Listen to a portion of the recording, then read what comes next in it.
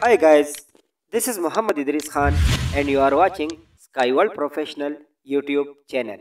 Friends, आज जो topic मैं आप लोगों के लिए लाया हूँ वो है रिफ्लेक्सिव प्रोनाउन। फ्रेंड्स, कुछ स्टूडेंट्स ने मुझसे पूछा था कि रिफ्लेक्सिव प्रोनाउन के बारे में एक वीडियो बनाएं, क्योंकि पर्सनल प्रोनाउन के बारे में मैंने प्रीवियस वीडियो भी बनाई थी, लेकिन उसमें मैंने रिफ्लेक्सिव प्रोनाउन का जिक्र नहीं किया था। मैं ये ज़रूरी समझता था कि रिफ्लेक्सिव प्रोनाउन के बारे में मैं एक अलग वीडियो बनाऊं। तो फ्रेंड्स, रिफ्लेक्सिव प्रोनाउन है क्या? What is reflexive pronoun? Friends, मुझे याद है जब हम स्कूल में थे तो फिजिक्स में हमने यही पढ़ा था कि वो वेव्स जो यहाँ से जाकर वहाँ से वापस आ जाती है तो उसे रिफ्लेक्शन कहा जाता है। कि जिस तरह हम आईने में देखते हैं अपने आप को, तो हमें आईने में हमें अपना चेहरा ही नज़र आ जाता है, क्योंकि जब हम आईने में देखते हैं तो वापस हमें जो रिफ्लेक्शन मिलता है वो किसी और का नहीं मिलता, उसमें हमारा ही चेहरा नज़र आ जाता है। तो इसी को रिफ्लेक्शन कहा जाता है। तो रिफ्लेक्सिव प्रोनाउन भी बिल्कुल इसी तरह है। रिफ्लेक्सिव प्रोनाउन में जिस तरह सब्जेक्ट होगा बिल्कुल उसी का ऑब्जेक्ट ही होगा। अभी आगे जाकर आपका जहन क्लियर हो जाएगा कि रिफ्लेक्सिव प्रोनाउन क्या है।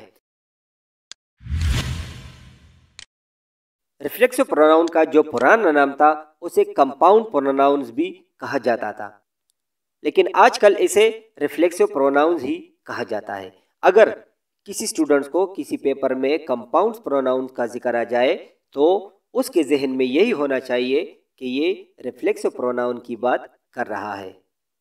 इस वजह से मैंने सोचा कि इसका जो पुराना नाम था वो भी मैं आप लोगों के सामने रख लूँ।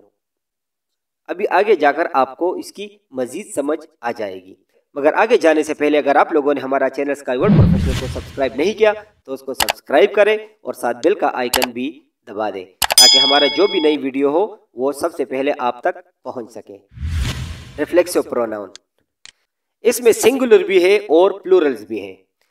सबसे पहले फर्स्ट पर्सन की बात करते हैं। फर्स्ट पर्सन के बारे में मैंने प्रीवियस वीडियो के बारे में आपको बताया था कि जो बात कर रहा हो, फॉर एग्जांपल अभी मैं बात कर रहा हूं तो ये फर्स्ट पर्सन है। फर्स्ट पर्सन में कौन कौन से है? आई है और वी है। तो आई का जो रिफ्लेक्सिव प्रोनाउन है वो है माई सेल्फ, और जो हमारे पास प्लूरल है फर्स्ट पर्सन वो है वी। वी का जो हमारा रिफ्लेक्सिव प्रोनाउन है वो है आवर सेल्फ्स। अगर आप इसमें देख लें तो माई सेल्फ में आखिर में एफ यूज हुआ है, और आवर सेल्फ में एल के बाद VES यूज हुए हैं। इसके बारे में मैं स्पेलिंग मिस्टेक पर एक अलग वीडियो भी बनाऊंगा, फिर उसके बाद आपका स्पेलिंग मिस्टेक्स का प्रॉब्लम्स भी हल हो जाएगा। माई सेल्फ, जिस वर्ड में आखिर में एफ आ जाए तो उसको हम अगर प्लूरल में कन्वर्ट करेंगे तो एफ को VES में कन्वर्ट होगा। For example wife, WIFE, wife का अगर प्लूरल बना ले तो उसमें भी वाइफ्स VES आएगा। तो इस तरह माई सेल्फ तो उसका प्लूरल होगा आवर सेल्फ्स। उसके बाद सेकंड पर्सन में देखते हैं। सेकंड पर्सन में यू यूर सेल्फ, जिस तरह इसके आखिर में भी एफ आ गया है, आवाज एफ का है, तो उसके बाद यू जो उसका प्लूरल है यूर यू, उसका जो प्लूरल है हमारे पास वो है यूर सेल्व्स।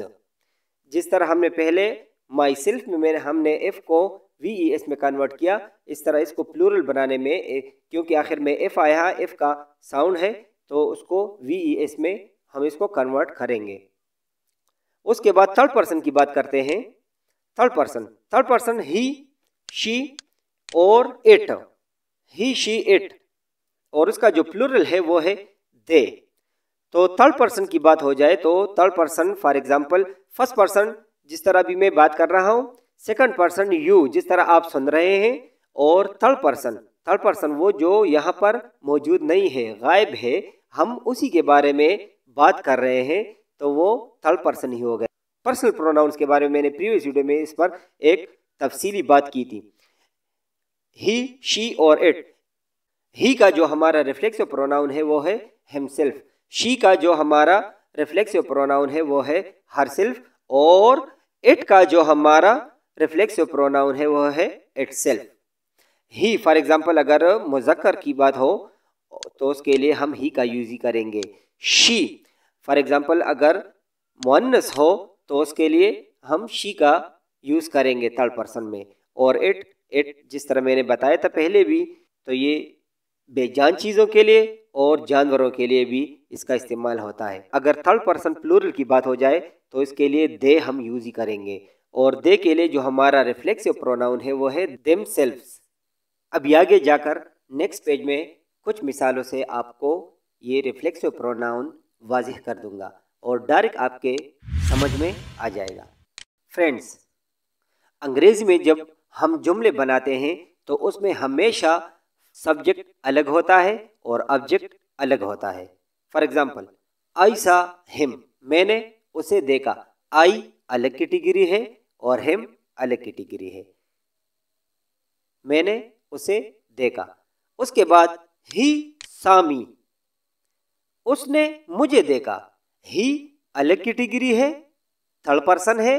सा मी, मुझे देखा। मी फर्स्ट पर्सन कैटेगरी में आता है। उसके बाद आई सा मी, आई सा मी, मैंने मुझे देखा। सा एक वर्ब है और वर्ब के बाद ऑब्जेक्ट ही लगता है, तो उस हिसाब से तो ये सही है। लेकिन आई और मी एक ही कैटेगरी है, तो इस तरह अगर एक ही कैटेगरी में आ जाए तो उसी में रिफ्लेक्सिव प्रोनाउन ही लगाएंगे। तो अभी सबक में हमने पढ़ा था कि आई का रिफ्लेक्सिव प्रोनाउन कौन सा है। आई का रिफ्लेक्सिव प्रोनाउन है माई सेल्फ। अगर आप देखें तो आई सा मी, तो आई सा मी, इसका अगर माना देखा जाए तो मैंने मुझे देखा, मैंने मुझे देखा। तो ये कुछ अच्छा नहीं लगता, जबान पर भी अच्छा नहीं लगता। आपको पढ़ते ही आपको सही नहीं लगेगा कि ये जुमला गलत है। तो इसकी जगह हम कैसा यूज करेंगे?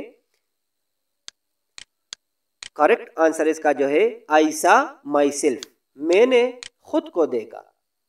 मैंने आईने में अपने आप को, या मैंने आईने में खुद को देखा।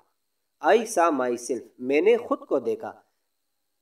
आई सामी, ये बिल्कुल गलत होगा क्योंकि इसकी जगह रिफ्लेक्सिव प्रोनाउन यूज होगा।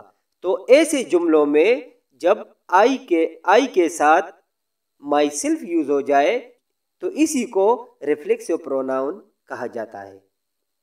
जब सब्जेक्ट भी एक ही हो और ऑब्जेक्ट भी एक ही हो तो ये एक दूसरे पर रिफ्लेक्स ही करता है, तो इसी को रिफ्लेक्सिव प्रोनाउन कहा जाता है। ऊपर अगर आप देखें आई सा हिम, मैंने उसे देखा, तो ये इसमें रिफ्लेक्स नज़र नहीं आ रहा। ही सामी, इसमें रिफ्लेक्स नज़र नहीं आ रहा। आई सामी, इसमें कुछ डिफरेंस नज़र आ रहा है, तो लेकिन गलत है। तो इसका जो करेक्ट है आई सा माई सेल्फ, तो इसमें रिफ्लेक्स नज़र आ रहा है, इसमें रिफ्लेक्शन जाहिर हो रहा है। आई सा माई सेल्फ, मैंने खुद को देखा। इसी जुमलों में मी इस्तेमाल नहीं होगा, माई सेल्फ ही इस्तेमाल होगा। आगे देखते हैं, I am talking to you, I am talking to you, मैं आपसे बात कर रहा हूं। तो इसमें आई और यू अलग अलग कैटेगरी यूज हुए हैं, तो ये अपनी जगह पर सही जुमला है। I am talking to him, इसमें अलग अलग कैटेगरी यूज हुआ है, इसमें ये भी अपनी जगह पर बिल्कुल करेक्ट सेंटेंस है। और उसके बाद I am talking to me, मैं मुझसे बात कर रहा हूं, तो ये जुमला सही है? सही नहीं है, हो ही नहीं सकता, क्योंकि आई है और आई के साथ ऑब्जेक्ट मी कभी भी नहीं लगेगा। आई के साथ अगर मी किसी ने लगा दिया तो वो जुमला ही गलत होगा। तो इसकी जगह अगर आई लग गया और इसमें रिफ्लेक्सिव प्रोनाउन अगर आप लगाएंगे तो फिर जुमला आपका सही बनेगा। तो ये जुमला ऐसा ही बनेगा, I am talking to myself, मैं खुद से बात कर रहा हूँ। खुद से बात कैसे कर रहा हूँ? For example, I am talking to you, मैं तुमसे बात कर रहा हूँ, वहाँ बात होती रहती है दूसरों से। I am talking to him, मैं उससे बात कर रहा हूँ, ये भी ठीक है। I am talking to me, मैं मुझसे बात कर रहा हूँ, ये गलत है क्योंकि जुमला ही गलत है। तो इसका सही जुमला है I am talking to myself, मैं खुद से बात कर रहा हूँ। होता है इस तरह, अगर आप सोचें तो कभी कभी जब आपसे कोई खफा हो जाता है फॉर एग्ज़ाम्पल, तो आप किसी वक्त शर्मिंदा हो जाते हैं और अपने आप से बात करते हैं कि हाँ ये मैंने अच्छा नहीं किया, तो इसी को I am talking to myself, मैं खुद से बात कर रहा हूँ। नेक्स्ट एग्जाम्पल देखते हैं। शी लव्स मी, वो मुझसे प्यार करती है। शी लव्स मी, देखो शी अलग है और मी अलग कैटेगरी है और शी अलग कैटेगरी है। शी लव्स मी, वो मुझसे प्यार करती है। लव, लव के साथ एस इसलिए लगा है क्योंकि ये प्रेजेंट इंडेफिनिट टेंस है और ही शीट के साथ एस या ई एस लगता है, तो इसलिए मैंने लव के साथ एस लगाया है। She loves me. उसके बाद आई लव हर, देखो ये भी एक सही सेंटेंस है। आई लव हर, आई अलग है और हर अलग है। आई लव हर। उसके बाद आई लव मी, मैं मुझसे प्यार करता हूँ। जिस तरह मैंने आपको पहले मिसालों में समझाया था कि आई के साथ आखिर में कभी भी मी नहीं लगेगा, अगर लग गया तो वो सेंटेंस ही गलत ही होगा। तो ये कैसा होगा? मैं खुद से प्यार करता हूँ। आई लव माई सेल्फ, मैं खुद से प्यार करता हूँ। इस तरह इन मिसालों से मुझे उम्मीद है आपको समझ आ गया होगा। अभी आगे मैं कुछ मिसालें आपके साथ शेयर करता हूँ, वो देखकर आपको सही समझ आएगा। आई इंट्रोड्यूस्ड मी, तो इसका सही जवाब है आई इंट्रोड्यूस्ड माई सेल्फ। उसके बाद she ruined her, ruin mean बर्बाद करना। शी ruined हर, हाँ ruin मीन हर। अगर इसमें एक और बात मैं आपके जहन में लाना चाहता हूँ, अगर शी ruined हर अगर वो अपने आप के बारे में बात कर रही है तो फिर ये सेंटेंस गलत है। अगर वो किसी और लड़की के बारे में बात कर रही है तो फिर ये सेंटेंस सही भी हो सकता है। शी ruined हर, किसी और लड़की के बारे में बात कर रहा है, शी ruined हर, तो फिर ये जुमला सही है। अगर वो अपने आप के बारे में बात कर रही है तो फिर ये सेंटेंस गलत है। वो फिर कैसा होगा? वो शी ruined herself, उसने खुद को बर्बाद किया।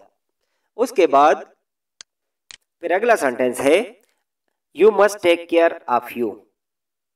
तो इसमें देखते हैं कि क्योंकि अभी देखें सब्जेक्ट क्या है? यू है और ऑब्जेक्ट यू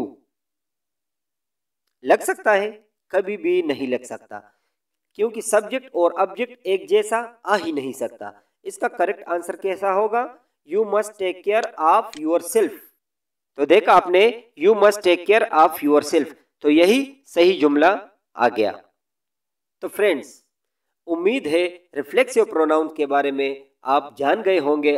अगर इसके बारे में आपके माइंड में कोई क्वेश्चन हो या कोई राय हो तो मुझे आप कमेंट्स बॉक्स में आप दे सकते हैं। फ्रेंड्स, अगर आपको ये वीडियो अच्छी लगी हो तो इसको लाइक करें और शेयर करें ताकि और स्टूडेंट्स का भी फायदा हो जाए, और sky world professional YouTube channel को सब्सक्राइब करें ताकि हमारी हौसला अफजाई हो। बहुत बहुत शुक्रिया। तो अगले प्रोग्राम तक इजाज़त चाहता हूँ। अल्लाह हाफिज़।